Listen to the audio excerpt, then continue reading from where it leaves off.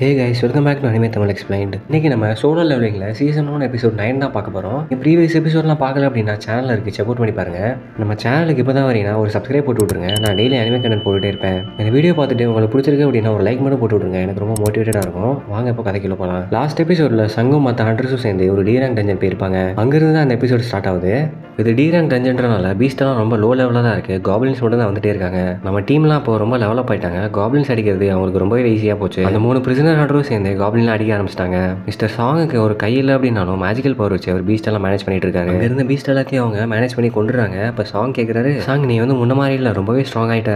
ஆமாம், இந்த டேகர் உனக்கு எங்கேருந்து கிடைச்சது, ரொம்ப நல்லா இருக்கு அப்படின்னு கேட்குறாரு. சங்க்கு வந்து எப்படி பதில் சொல்கிறதுன்னு தெரியல. அவன் சிரிச்சே மழுப்பிட்டான். ஜினோவும் சங் பார்த்து கேட்குறான், உனக்கு நீ ஃபுல்லாக அடிப்படவே இல்லை, ரொம்ப ஆச்சரியமா இருக்கே அப்படின்னு. அப்போ இங்கே இருக்க யாருக்கும் என்னோட ஹெல்ப் தேவைப்படாது போல அப்படின்னு ஜினோ சொல்கிறான். மிஸ்டர் சாங் கூட சங் பார்த்து நினைக்கிறாரு, அவன் முந்தி மாதிரி இல்லை, ஆளே மாறிட்டான். அவனோட ஆரோ கூட இப்போ ரொம்பவே மாறிடுச்சு. அந்த B-rank ஹண்டர் காங் வந்து சொல்கிறான், சரி வாங்க பேசினதெல்லாம் போதும், இங்கேருந்து கிளம்பலாம் அப்படின்னு. அவங்க இந்த டஞ்சனுக்குள்ள கொஞ்சம் முன்னாடி நடந்து போகிறாங்க. அங்கே பார்த்தோம் அப்படின்னா பாதை வந்து 3ஆ பிரிஞ்சிருது. அப்போ காங் வந்து சொல்கிறான், நம்ம 3 டீமாக பிரிஞ்சு போகலாம், அது நம்மளுக்கு ஈஸியாகவே இருக்கும். நானும் பிரிசனர்ஸும் சேர்ந்து இந்த ரைட்டில் இருக்க பார்த்துக்கு போகிறோம் அப்படின்னு சொல்லிடுறான். இந்த 3 டீமில் யாராவது பாஸை கண்டுபிடிச்சிட்டோம் அப்படின்னா ஆள் அனுப்பி சொல்கிறோம், மற்ற எல்லாரும் அந்த இடத்துக்கு வந்து சேர்ந்துருங்க.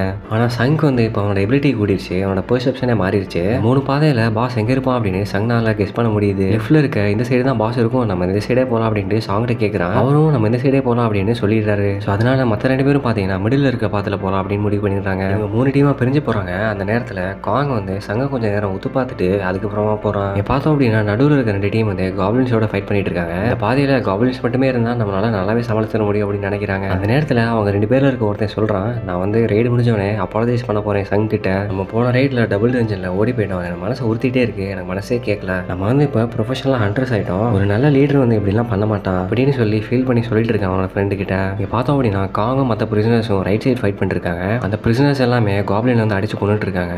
காங் வந்து அவங்கள மானிட்டர் பண்ணிட்டே இருக்கான். அதில் ஒருத்தன் சொல்கிறான், ஏன்னா அது இவ்வளோ சப்பையா இருக்கு, எனக்கு இன்னும் கொல்லணும் போல இருக்கு, கொஞ்சம் ஹார்டாக இருந்தால் நல்லா இருக்கும் அப்படின்னு. அந்த நேரத்தில் காங் வந்து அவங்கள பார்த்து மானிட்டர் பண்ணிட்டு ஒரு விஷயம் யோசிச்சுட்டு இருக்கான். என்ன அப்படின்னா லாஸ்ட் எபிசோடில் ஒரு அபார்ட்மெண்ட் பில்டிங் காட்டுவாங்க. அங்கே வந்து ஒருத்தன் அவங்களை கொண்டே ஆகணும் அப்படின்னு கெஞ்சிட்டு இருப்பான்ல, அது வேற யாரும் இல்லை, அவன் வந்து காங் கிட்ட தான் கெஞ்சிட்டு இருப்பான். அந்த ஆள் வந்து சொல்கிறான், ஒரு 3 பேர் என்னோட பொண்ணை வந்து கெடுத்துட்டாங்க, அந்த வேதனை தாங்க முடியாமல் என்னோட பொண்ணு வந்து சூசைட் பண்ணிக்கிட்டா. என்னோட ஒய்ஃபும் இந்த வேதனை தாங்க முடியாமல் மென்டலி ரொம்ப அஃபெக்ட் ஆகிட்டா. ஆனால் அந்த 3 பேர் வந்து கொஞ்சம் வருஷத்தில் வெளியே வந்துடுவாங்க, அவங்களுக்கு ஒன்றுமே நடக்காது. அவங்க வந்து சாதாரண ஆள் கிடையாது, அவங்க வந்து ஒரு ஹண்டர்ஸு. அவங்க என்னதான் ஜெயிலுக்கு போனாலும் ஒரு ரெய்டெல்லாம் போனாங்க அப்படின்னா அவங்களோட லைஃப் சென்டென்ஸ் வந்து குறைஞ்சிரும். அப்படிதானே இந்த உலகத்தில் இது எப்படி நியாயமாகும் அப்படின்னு சொல்லி அவன் ரொம்ப கதறான். என்னோட பொண்ணு என்னதான் இருந்தாலும் திருப்பி உயிரோட வரமாட்டான். அவன் இந்த பேக்கை திறந்து இதில் $3 பில்லியன் இருக்குது, இதை வச்சுக்கோங்க. நீங்கள் ஒரு ரெய்டில் என்ன நடந்தாலும் ஒரு ரியல் வேர்ல்டில் கிரைம் ஆகாது, அப்படிதானே?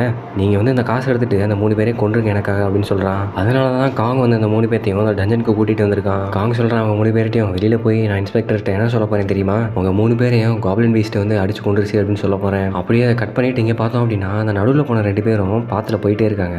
கடைசியில் காங் இந்த 3 பிரிசனர் இருக்கிற அந்த பாத்தில் ஜாயின் ஆகிறாங்க. அவங்க வந்தோடனே பார்த்துட்டு ரொம்ப ஷாக் ஆகிறாங்க. ஏன் அப்படின்னா அந்த 3 பேரில் 2 பேரும் வந்து ஆல்ரெடி செத்து கிடக்காங்க. 3வது ஆள் வந்து காங் தலையை பிடிச்சி தூக்கிட்டு இருக்கான். ஒன்று தானே ரொம்ப டார்ச்சர் பண்ணி கொலை சொல்லியிருக்காங்க அப்படின்னு சொல்லிட்டு அவன்கிட்ட பேசிட்டு இருக்கான். காங் வந்து இவங்களை கொண்டுட்டு இருக்கும் போது தப்பி தவறி அவங்க 2 பேரும் வந்து பார்த்துடுறாங்க. அவங்க 2 பேரும் கேட்குறாங்க, அடி என்னடா பண்ணிட்டு இருக்கீங்க அப்படின்னு. இப்போ காங் வந்து சொல்கிறான், நீங்கள் 2 பேரும் இந்த சைடு வந்திருக்கீங்க அப்படின்னா லெஃப்ட்ல இருக்க பாத்தில் தான் பாஸ் இருக்கு அப்படின்னு சொல்லிட்டு அந்த லாஸ்ட் பிரிசனரையும் கொண்டுறான். சரி, நீங்கள் வேற இப்போ என்ன பார்த்துட்டீங்க, அதனால என்னோட பிளானில் ஒரு சின்ன சேஞ்ச் வந்துருச்சுன்னு சொல்லிட்டு அவங்கள நோக்கி கத்தி எடுத்துகிட்டு போயிட்டு இருக்கான். கட் பண்ணிட்டு பார்த்தோம் அப்படின்னா சங்கோட டீம் வந்து பாஸை நோக்கி டஞ்சனுக்குள்ளே போயிட்டு இருக்காங்க. அந்த நேரத்தில் சங் வந்து யோசிக்கிறான், காங் வந்து நான் ஹாஸ்பிட்டலில் பார்த்ததை மறந்துட்டான் போல இருக்கு, இப்போ மறுபடியும் அவனுக்கு ஞாபகம் வராமல் இருந்தால் சரிதான். அப்போ திடீர்னு ஒரு ஆள் கத்துற சவுண்டு கேட்குது. அவங்க 3 பேரும் சேர்ந்து அந்த சவுண்டை நோக்கி ஓட ஆரம்பிச்சிட்டாங்க. அவங்க ஓடி போய் பார்த்தப்ப அந்த 3 பிரிசனரும் இறந்து கிடக்கிறத பார்க்குறாங்க. அதை பார்த்த உடனே ரொம்ப ஷாக் ஆயிடுறாங்க. ஜோகியும் வந்து பயத்தில் கத்த ஆரம்பிச்சிட்டான். அந்த நடு பாத்திலேருந்து அந்த 2 ஹண்டர்ஸில் ஒரு ஹண்டர் வந்து உயிரோடு இருக்கான். அவன் கிட்ட நடந்து போயிட்டு ஜோஹி பார்த்துட்டு சொல்கிறான், ஜோஹி அவனை ஹீல் பண்ணி போ, உடனே போ அப்படின்னு சொல்கிறான். ஜோஹியை வந்து யோசிச்சுட்டே இருக்கா. சங் வந்து இப்போ மறுபடியும் கத்துறான், ஜோஹி நான் சொல்கிறது கேட்கலையா, உடனே போய் அவனை ஹீல் பண்ணு அப்படின்னு கத்துறான். ஜோஹியும் அவனை ஹீல் பண்ண ஆரம்பிச்சிடறான். அந்த நேரத்தில் அந்த ஹண்டர் கிம் வந்து சொல்கிறான், ரொம்ப ட்ரை பண்ணாதீங்க, என்னோட டைம் முடிஞ்சு போச்சு. இப்போ சாங் வந்து நினைக்கிறாரு, இது வந்து பீஸ்ட் பண்ண வேலை மாதிரி தெரியல, வேற யாரோ பண்ணியிருக்காங்க அப்படின்னு. இவங்க எல்லாரையும் ஒரேடியாக கொள்ளாமல் டார்ச்சர் பண்ணி சித்திரவதை பண்ணி துடிக்கி கொண்டிருக்காங்க அப்படின்னு சாங் நினைக்கிறாரு. அந்த நேரத்தில் அந்த ஹண்டர் கிம் வந்து சொல்கிறான், நான் வந்து உனக்கு உண்மையிலே சாரி சொல்லணும், ஆனால் இந்த மாதிரி நடக்கும் அப்படின்னு நான் கொஞ்சம் கூட எதிர்பார்க்கல. உனக்கு ஒரு ப்ராப்பரான அப்பாலஜி கொடுக்கணும் அப்படின்னு நினச்சேன். கடைசியில் என் வாழ்க்கை முடிகிற போகிற நேரத்தில் உனக்கு சொல்லிட்டேன், என்னை மன்னிச்சிருந்தாங்க அப்படின்னு சொல்லிட்டு அந்த இடத்துல அந்த கிம் இறந்து போயிடுறான். இங்கே நடக்கிறது எல்லாத்தையுமே மேலே ஒரு ஹைட்ல இருந்து காங் வந்து வாட்ச் பண்ணிட்டே இருக்கான். அங்கிருந்து ஜம்ப் பண்ணி அவங்களை அட்டாக் பண்ண வரான். ஜோஹி முதல்ல கொண்டுடலாம் அப்படின்ட்டு அவனை கத்தி வச்சு குத்த வரான். அந்த நேரத்தில் சங் வந்து அவனை தடுத்துடுறான். காங் சொல்கிறான், முதல்ல நான் ஹீலரை போட்டு தள்ளிடலாம் அப்படின்னு நினச்சேன், ஆனால் நீ வந்து அவளோட தலையெழுத்தை மாற்றிட்ட. சாங் கேட்குறாரு, டே காங் எதுக்குடா அதெல்லாம் பண்ண அப்படின்னு, நீ ஹண்டர் அசோசியேஷனில் தான் இருக்க, இதுலேருந்து எப்படி தப்பிக்க முடியும்னு நினைக்கிறேன் அப்படின்னு கேட்குறாரு. அதை காங் சொல்கிறான், இதுக்கு வந்து நான் ஒரு பெர்ஃபெக்டான ஸ்டோரி ரெடி பண்ணி வச்சிட்டேன். முதல்ல இந்த பிரிசனர்லாம் கொண்டு தப்பிச்சிடலாம், காப்ளினா வந்து அவங்க அடிச்சிட்டாங்க அப்படின்னு பண்ணலான்னு இருந்தேன். ஆனால் இப்போ வந்து என்னோட பிளானே மாறிடுச்சு. பிரிசனர் வந்து எஸ்கேப் பண்ணிடலாம் அப்படின்னு முடிவு பண்ணிட்டாங்க. அதனால அவங்க எல்லாத்தையும் அவங்க கொண்டுட்டாங்க. நான் வந்து பாஸ் கூட சண்டை போடுறதுல பிஸியாக இருந்தேன். ஆனால் என்ன இருந்தாலும் பிரிசனரால் என்னை டிஃபீட் பண்ணுறதுக்கு பவர் இல்லை. நான் அவங்க 3 பேரையும் கொண்டுட்டு நான் மட்டும் தனியாக தப்பிச்சு வந்துட்டேன் அப்படின்னு சொல்ல போகிறேன் இந்த ரிப்போர்ட்டர்கிட்ட. என் பிளானை பற்றி என்ன நினைக்கிறீங்க, கரெக்டு தானே அப்படின்னு கேட்குறான். சாங் சொல்கிறாரு, சாங் நீ கோவப்படாத, இவனை நான் பார்த்துக்கிறேன், உன்னால் அவன் அடிக்க முடியாது அப்படின்னு. கிம் கிட்ட இருந்து அந்த கத்தி எடுத்துட்டு சாங் வந்து அவன் கூட சண்டை போட போகிறாரு. சாங் சொல்கிறாரு, அவன் என்னதான் பி ரேங்க்ல இருந்தாலும் என்னால் அவனை அடிக்க முடியும்னு நினைக்கிறேன். ஜோயை பார்த்துட்டு சாங் கேட்குறாரு, என்னோட ஃபிசிக்கல் ஸ்ட்ரென்த்தை பஃப் பண்ண முடியுமா அவனால் அப்படின்னு. அவர் கேட்ட மாதிரியே ஜோயை வந்து சாங்க்கு மேஜிக் ஸ்பெல் போட்டுட்டா அவர் இப்போ ஃபிசிக்கலாக ஸ்ட்ராங் ஆகிட்டாரு. காங் வந்து என்னதான் அசாசின் டைப்பில் ஃபைட் பண்ணாலும் அவனுக்கு டிஃபென்ஸ் ரொம்ப வீக்காக இருக்கும். அதை யூஸ் பண்ணி நான் அவனை கொல்ல போகிறேன். காங் நினைக்கிறான், இவன் வந்து வயசான ஆளு, இவனால் என்ன பண்ணிட முடியும் அப்படின்னு. அவங்க 2 பேரும் இப்போ பயங்கரமாக சண்டை போட ஆரம்பிச்சிட்டாங்க. சாங் சொல்கிறான், உன்னால் கத்தி வச்சு என்னை ஒன்றுமே பண்ண முடியாது, உன்னோட ஸ்கில்ஸ் எல்லாம் மேஜிக் பவரில் தான் இருக்குது. அதுக்கு சாங் சொல்கிறான், என்னதான் அவன் பி ரேங்க்ல இருந்தாலும் நான் வந்து எஸ்ராங் ஹண்டர்லாம் ட்ரெயின் பண்ணியிருக்கேன், என்னால் மேனேஜ் பண்ண முடியும் அப்படின்னு. சாங்க்கு அந்த நேரத்தில் அடிபட்டுருது. ஜோஹி வந்து அவனை ஹீல் பண்ணிடுறா. அதுக்கு காங் நினைக்கிறான், இவன் ரொம்ப பிரச்சனை பண்ணுறா, இவ்வளோ முதல்ல முடிச்சிருக்கணும் அப்படின்னு. அவளை கொண்டுலாம் அப்படின்னு காங் வந்து அவனை நோக்கி ஓடி வரான். அந்த நேரத்தில் பின்னாடி இருந்து சாங் வந்து அவனை அட்டாக் பண்ணிடுறான். அதனால காங் வந்து வெறியாறான். இப்போ என்ன பண்ணுறான் அப்படின்னா, லைட் ஸ்பீடில் சாங்கை வந்து அவன் அட்டாக் பண்ணிகிட்டே இருக்கான். அவன்கிட்ட மாறி மாறி வெட்டிகிட்டே இருக்கான். சாங் வந்து நிறைய காயாயிருச்சு, அவரால் மேனேஜ் பண்ண முடியல. அவர் எனர்ஜியெல்லாம் இழந்துட்டு கீழே உட்காந்துறாரு கத்தியை போட்டுட்டு. ஜோஹி வந்து அவர் ஹீல் பண்ண ட்ரை பண்ணுறா. ஆனால் அவளுக்கும் எனர்ஜி பத்தலை. சாங்கை கொண்டுடலாம் அப்படின்னு காங் வந்து அவர்கிட்ட கத்தி எடுத்துகிட்டு போகிறான். அந்த நேரத்தில் சாங் வந்து என்ன பண்ணுறாரு அப்படின்னா, அவரோட மேஜிக் பவர் வச்சு கீழே ஒரு பிளாஸ்ட் ஒன்று கொடுத்துட்றாரு. ஆனால் காங் வந்து இதை ஆல்ரெடி ப்ரெடிக்ட் பண்ணிட்டான் அந்த மாதிரி பண்ணுவார் அப்படின்னு. அவன் அங்கேருந்து ஓடி போயிடுறான். நீ எல்லாமே பிளான் பண்ணி தானே பண்ணேன், நான் கிட்ட வந்தோடனே பிளாஸ்ட் பண்ணி கொண்டு தானே பார்த்தேன் அப்படின்னு அவன் கேட்குறான். உனக்கு வாய்ஸ் ஆயிடுச்சு அப்படின்னு நான் குறைச்ச இடம் போட்டேன், ஆனால் நீ வந்து ரொம்ப ஸ்மார்ட்டான ஆளாக தான் இருக்குது அப்படின்னு சொல்கிறான். காங் வந்து அவன் கத்தி எடுத்து சாங் அட்டாக் பண்ண வரான். அவ்வளோதானே நம்ம கதை முடிஞ்சு அப்படின்னு சாங் நினச்சிட்டு இருக்க நேரத்தில் சங் வந்து அந்த இடத்துல அவனை காப்பாற்றிடுறான். எல்லாருக்கும் ஒரே ஷாக்கு, சங் வந்து எப்படி இதெல்லாம் பண்ண முடியுது அப்படின்னு. இவன் வந்து ஒரு ஈராங் ஹண்டர் தானே, இவனால் எப்படி பண்ண முடிஞ்சது அப்படின்னு எல்லாரும் நினைக்கிறாங்க. காங் நினைக்கிறான், இவன் வந்து ஒரு ஈராங்காக இருக்க வாய்ப்பு இல்லை, இவன் ஏதோ போய் சொல்கிறான், இவன் வந்து ஒரு ஃபால்ஸ் ரேங்கராக இருக்க வாய்ப்பு இருக்குது. நீ வந்து உன்னோட ஸ்கில்ஸ் ஹைட் பண்ணி தானே வச்சிருக்க, ஏன்னா என்னோட அட்டாக் வந்து டி ரேங்கால் டிஃபெண்ட் பண்ணவே முடியாது, உனக்கு ரொம்பவே டபுள் த ஸ்பீட் வேணும். ஒருவேளை சங்குக்கு செகண்ட் டைமுக்கு இங்கே நடந்திருக்கணும் அப்படின்னு எல்லாரும் நினைக்கிறாங்க. ரொம்ப ஷாக் ஆகிறாங்க. சாங் சொல்கிறாரு, ஒருவேளை இவனுக்கு நான் டபுள் டென்ஷனில் அட்டாக் நடந்ததுக்கு அப்புறமா வந்திருக்கலாம் அப்படின்னு. அப்போ தான் காங்க்கு வந்து எல்லாம் புரிய வருது, இவனை தான் நம்ம ஹாஸ்பிட்டலில் பார்த்தோமா, அந்த டபுள் டென்ஷனில் தப்பி பொழைச்ச ஈரான் கட்டுறாங்க அப்படின்னு. ஆனால் அப்போ பார்த்ததுக்கும் இப்போ பார்க்குறதுக்கும் ரொம்பவே டிஃப்ரெண்ட்டாக இருக்கானே அப்படின்னு நினைக்கிறான். காங்குள்ள நிறைய கேள்வி எழுது, ரொம்ப டவுட் பண்ணுறான். சரி வாடா பார்த்துக்கலாம் அப்படின்னு அவன் அட்டாக் பண்ண போகிறான். அந்த நேரத்தில் சங் வந்து கேட்குறான், இதெல்லாம் நீ ஏன் பண்ண அப்படின்னு. காங் சொல்கிறான், நீ எதை சொல்கிற, பிரிசனரை கொண்டதா, அவங்க 3 பேரும் வந்து ஒரு பொண்ணை ரேப் பண்ணி கொண்டுட்டானு அவங்களோட அப்பா தான் கம்ப்ளைண்ட் பண்ணியிருந்தாரு, நான் அவருக்காக தான் இவங்க 3 பேரையும் நான் கொண்டேன். சங் மறுபடியும் சொல்கிறான், இல்லை நான் அதை கேட்கவே இல்லை, இந்த 2 ஹண்டரை கொண்ட இல்லை, எதுக்கு இவங்களை கொண்ட அப்படின்னு கேட்குறான். நீ கொள்றதை அவங்க பார்த்துட்டாங்க அப்படின்றதுனால கொண்டியா, பார்த்தா அப்படி தெரியல, நீ வந்து அவங்களை டார்ச்சர் பண்ணி கொண்டிருக்க, அவங்களை கொல்லணும் அப்படின்னு முடிவு பண்ணியிருந்தேன், நான் நீ ஆல்ரெடி கொண்டிருப்பேன் அவங்கள. இப்போ தான் காங் வந்து ஒரு ஈவில் ஸ்மெல் விடுறான். காங் வந்து ஒரு சைக்கோ பார்த்து, அவன் வந்து ஹண்டர் அசோசியேஷன்லேயே இருக்கா அப்படின்னா அவனுக்கு வந்து பீஸ்ட்டை கொள்றதை விட மக்களை கொள்றதுல தான் அதிக ஜாய் இருக்கு. சங்கும் காங்கும் இப்போ பயங்கரமாக சண்டை போட ஆரம்பிச்சிட்டாங்க. 2 பேரும் மாற்றி மாற்றி அடிக்கிறாங்க. அவங்களோட ஒரு ஸ்கில்லாக யூஸ் பண்ணிட்டு இருக்காங்க. ரொம்ப ஃபாஸ்ட்டாக சண்டை போடுறாங்க.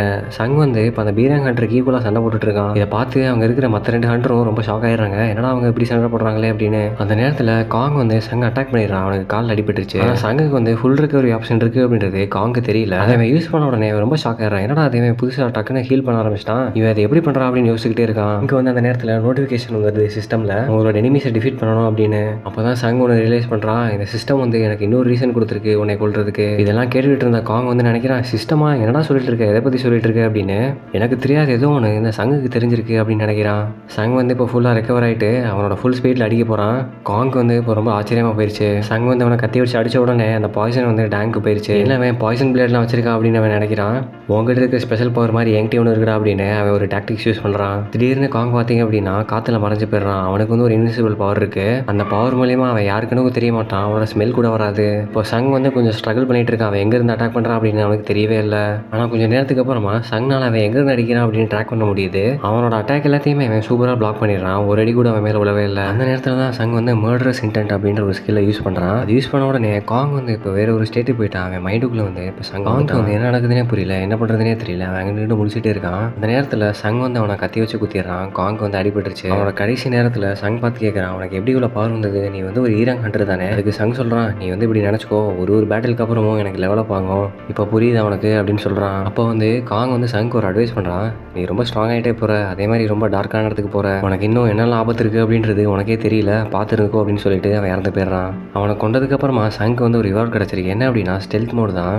சங் வந்து இப்போ சாங்டையும் ஜோயிட்டையும் நீங்கள் 2 பேரும் இப்போ இங்கேருந்து வெளியில் கிளம்பிடுங்க, அந்த பீஸ்ட்டை நானே பார்த்துக்கிறேன் அப்படின்னு சொல்லிட்டு அங்கே வெளியில் பார்த்தோம் அப்படின்னா அந்த ஹண்டர் அசோசியேஷனில் இருந்து அந்த ரிப்போர்ட்டர் வந்து ரிப்போர்ட் எடுக்கிறான். காங் வந்து ரிப்போர்ட் பண்ணிட்டு இருந்த பாஸும் வந்துடுறாங்க. அந்த ரிப்போர்ட் பார்த்துட்டு எல்லாரும் ஷாக் ஆகிறாங்க. காங் வந்து இவரால் இந்த மாதிரி சீக்கிரட்டாக கொண்டுட்டு இருக்கான் அப்படின்ற விஷயத்தை அவங்க தெரிஞ்சுக்கிறாங்க. அது தெரிஞ்சதுக்கப்புறமா ரொம்ப ஷாக் ஆயிடுறாங்க எல்லாரும். ஹண்டர் ஆஃபீஸர் வந்து சங்கா பார்த்தோன்னே சர்ப்ரைஸ் ஆயிடுறான். வந்து அந்த ஈரான் ஹண்டர் தானே டபுள் இன்ஜின்லேருந்து தப்பிச்சு வந்தவன், அப்போ பார்த்ததை விட இப்போ ரொம்பவே டிஃப்ரெண்ட்டாக இருக்கா அப்படின்னு நினைக்கிறான். அந்த ஆஃபீஸர் வந்து கேட்குற எல்லார்ட்டையும் நான் ஸ்ட்ரைட்டாக விஷயத்துக்கு வந்துடுறேன், அவங்க 3 பேத்தில் யார் காங்க கொண்டது அப்படின்னு. சங் வந்து அந்த நேரத்தில் யோசிக்க ஆரம்பிச்சிட்டான், உண்மையை சொல்லிடலாமா அப்படின்னு. நான் உண்மையை சொல்லிட்டேன் அப்படின்னா ஜினுவோட அந்த மிஷன்ஸ்லாம் என்னால் முடிக்க முடியாது அப்படின்னு நினச்சி உண்மையை சொல்ல போகிற நேரத்தில் சாங் வந்து அவனை நான் தான் கொண்டேன் அப்படின்னு சொல்லிடுறாரு. நான் சீரங் ஹண்டர் தான், எனக்கு டிஃபிகல்ட்டாக தான் இருந்தது, ஆனால் எனக்கு வந்து ஜோஹி வந்து ரொம்ப ஹெல்ப் பண்ணா, அதனால் நாங்கள் 2 பேரும் தான் அவனை கொண்டோம் அப்படின்னு சொல்லிடுறான். சரி ஓகே ரிப்போர்ட்டுக்கு நன்றி அப்படின்னு சொல்லிட்டு அந்த ஆஃபீஸர் வந்து அங்கேருந்து கிளம்பிடுறான். அப்போ தான் சாங் வந்து சங் கிட்ட சொல்கிறாரு, உன்னோட பவர் எல்லாமே நீ ஏதோ ஒரு நல்ல விஷயத்துக்காக தான் ஹைட் பண்ணி வச்சிருக்க, அதுக்கு நாங்கள் ஹெல்ப் பண்ணுறோம், யார்ட்டையும் சொல்ல மாட்டோம் அப்படின்னு சொல்லிட்டு அங்கேருந்து கிளம்பிடுறாரு. இதோட அந்த எபிசோட் வந்து முடிஞ்சிருது. அடுத்து என்ன நடக்குது அப்படின்றது அடுத்த எபிசோடில் பார்க்கலாம். தேங்க்யூ ஃபார் வாட்சிங் திஸ் வீடியோ.